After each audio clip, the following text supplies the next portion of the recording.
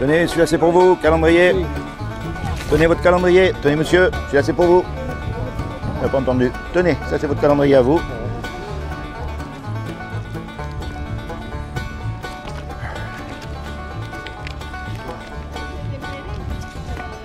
Tenez le calendrier pour après.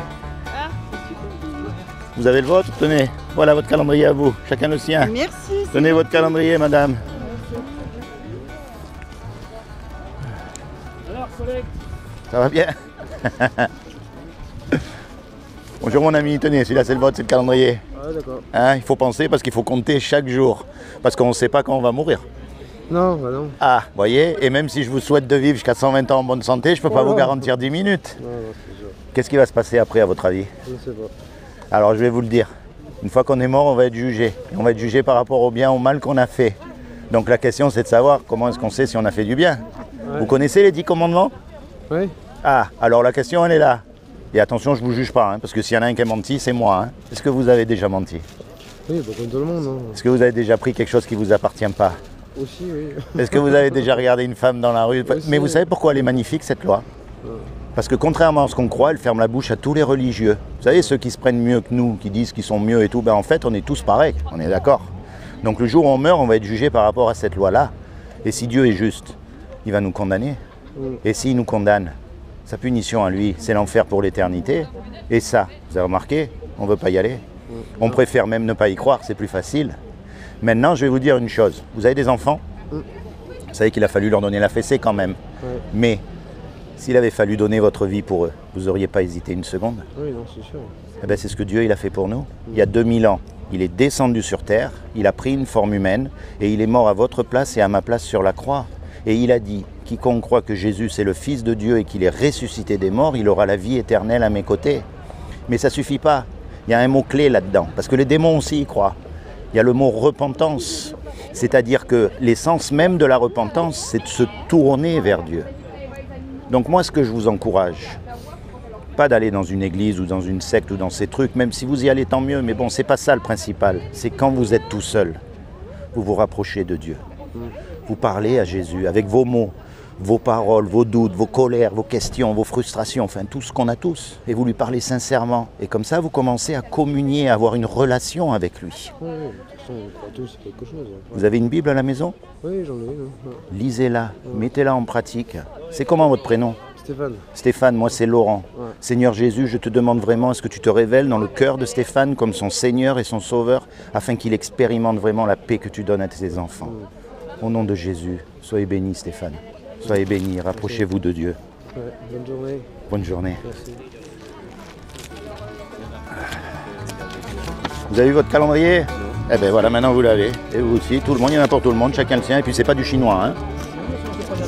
Ah ben je sais très bien, mais par contre vous savez lire le breton. On est coiffage. Tenez, ça c'est votre calendrier à vous. Tenez pour après. Ah bah vous savez, c'est très simple, regardez. Janvier, février, mars, avril. Eh ben c'est le calendrier, c'est fait exprès. C'est un petit... On lit comment? En breton. Décembre, novembre, octobre. Et là vous avez le même l'hymne, le refrain de l'hymne. Mais bon là j'ai traduit parce que avec les jours. Ok, d'accord. Hein? D'accord, ça va. Allez, bonne journée. Ah, c'est pas chaud, hein? Tenez, celui-là c'est pour vous. C'est bien. Voilà, bonne journée, c'est calendrier. Tenez, celui-là c'est le vôtre. Calendrier, chacun son calendrier. Tenez, votre calendrier à vous, il est là. Ouh là là, ça. Non, on l'a déjà donné, il est juste posé là-bas. C'est parfait, bonne journée. Ah oui, tenez, celui-là c'est le vôtre. Très bonne journée. Merci.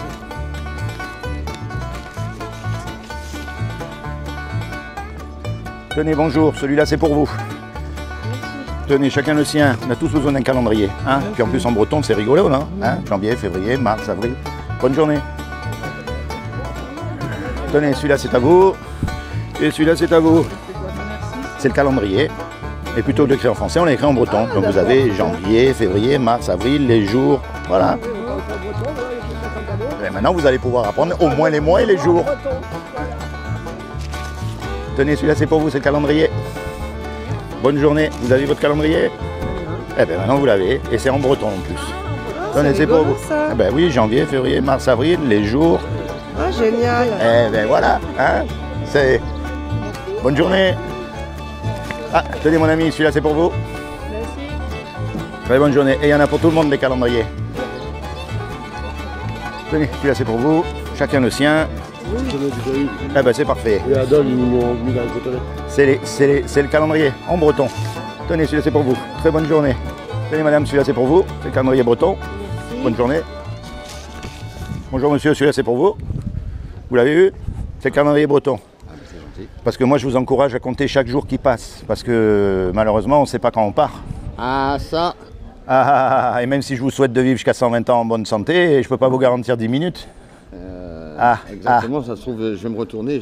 Dans 3 secondes, je vais être. Tous les deux, on va y passer. Hein? Alors la question est de savoir où c'est qu'on va. Est-ce que vous êtes déjà posé la question? Ah non, je ne veux même pas savoir. Et pourtant, Ah non, si vous saviez la solution. je me mets au soleil. Ah oui. Alors, vous savez, moi qui viens du Sud, je suis surpris. Hein. Vous avez la réputation qu'il pleut tout le temps ici, ben, je vois que Il ne pleut jamais en Bretagne. c'est fou. Mais non, il ne pleut pas. Puis, vous savez, un truc qui m'a marqué en Bretagne, c'est la propreté.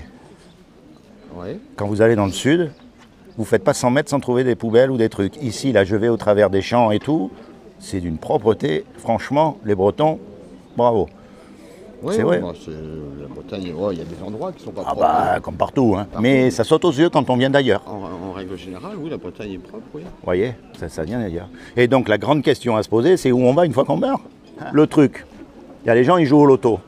Oui. Il y a une chance sur 10 millions de gagner. Et ils jouent quand même. Imaginez qu'il y ait une chance sur 10 millions que ce que je vais vous dire, ce soit la vérité. Ça vaut au moins la peine de l'écouter. Oui. Vous voyez, une fois qu'on est mort, Non, mais quand on est mort, je ne sais pas. Moi, eh ben voilà, c'est ça que je vous dis. Une fois qu'on est mort, on va être jugé. Et on va être jugé par rapport au bien, au mal qu'on a fait. Ouais. Et comment est-ce qu'on sait si on a fait du bien? C'est par rapport à la loi morale qui s'appelle les 10 commandements. C'est sûr, tu mentiras pas, tu voleras pas. Bon, donc la question à se poser, c'est est-ce que vous avez déjà menti? Parce que moi, j'ai menti. Moi, j'ai pris des choses qui ne m'appartiennent pas. Moi, j'ai regardé... On a tous, je pense qu'on a tous. Ben, vous savez pourquoi elle est merveilleuse, cette loi?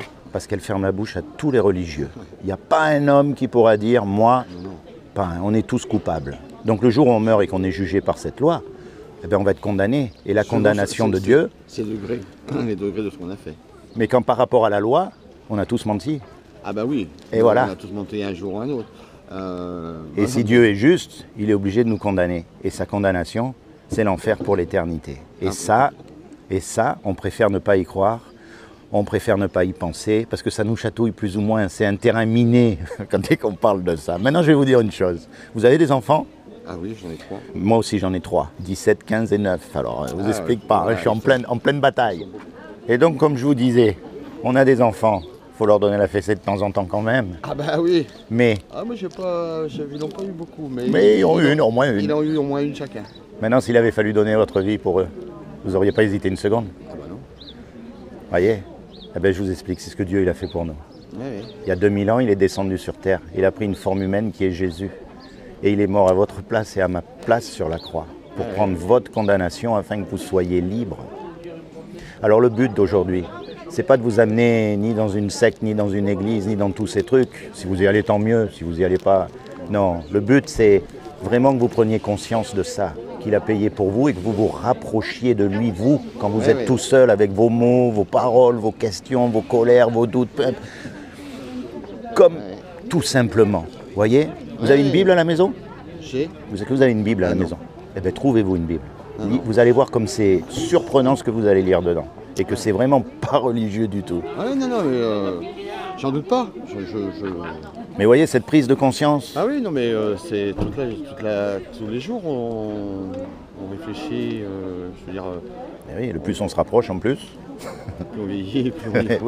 oui, parce qu'on y va tous là. Ah oui. Ah oui, oui, oui. Et en fait, une fois qu'on a compris et qu'on a accepté ça, il y a quelque chose qui se passe, on n'a plus peur, on n'a plus de crainte, on n'a plus de... Enfin, c'est pas le mot peur, et si vous regardez tous ces... Des fois, on voit les gens mourir, les artistes et tout, comme ils ont eu tant de gloire sur la terre, et a fait au dernier moment comme ils ont la trouille, en fait. Et puis, vous voyez des vieilles personnes, des vieux chrétiens, qui partent en paix. Ouais, moi, ça me fait pas peur. Eh bien, tant mieux. Ça me fait peur.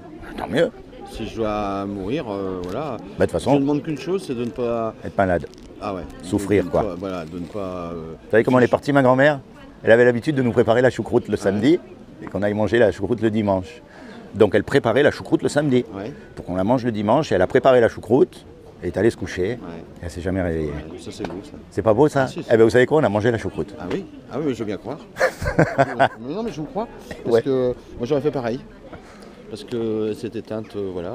Normalement, Sûrement sur un plaisir d'avoir préparé la choucroute. ah oui, ah, c'était son truc ça. Voilà. Ça Et, c'était... Mais c'est voilà, moi ce que. Oui, la pire des choses, c'est de. Moi j'ai vu des gens autour de moi mourir d'un cancer de la gorge ou un truc. ouais, dans la souffrance. Dans la souffrance pendant des mois. Mais bon voilà, j'ai mon beau-père, moi il est décédé, il venait d'arriver en retraite, normalement. Ouais. Il n'avait jamais fumé. Hein. Ah. Et tous les ans il était pris par. Il n'a jamais fumé une cigarette de sa vie. Et tous les ans il faisait que des bronchites. Et bon, enfin bref. Et un jour donc il part en retraite, tout ça. Il avait acheté des terrains, des bois, des machins parce qu'il adorait être dans la nature. Il avait tout le temps eu un commerce donc où il était tout le temps enfermé. Et puis un jour, il y a quelqu'un qui vient le voir. Il est en train de travailler dans son champ avec son tracteur, tranquille. Il descend sur le tracteur, il dit bonjour à son collègue. Il s'est écroulé. Le temps que l'autre il appelle les pompiers, ils sont arrivés, il était mort. La vie, ça nous réserve quand même... non, mais voilà, c'est, on peut même dire que c'est pas juste. Non, oui, voilà. Parfois, C'est vrai, parce que... On peut dire crier à la justice, oui. Pourquoi si jeune, pourquoi si ou pourquoi ça. Mais bon, c'est des choses qu'on comprend pas. Ah mais non, mais voilà, c'est comme ça. Puis bon, après c'est comme ça. On n'est pas, c'est comme ça. C'est comme ça, on peut presque pas... On peut rien dire, on peut rien faire, on peut rien changer, on peut pas décider de son destin, dire je veux mourir à 95 ans. Ouais, voilà, de telle manière ou de telle manière, c'est vrai, c'est faux. Hein. C'est vrai que dans la maladie, c'est terrible. voilà, c'est la chose la plus terrible, moi. Bon, allez. Bon, voilà, c'est comme ça, c'est la vie.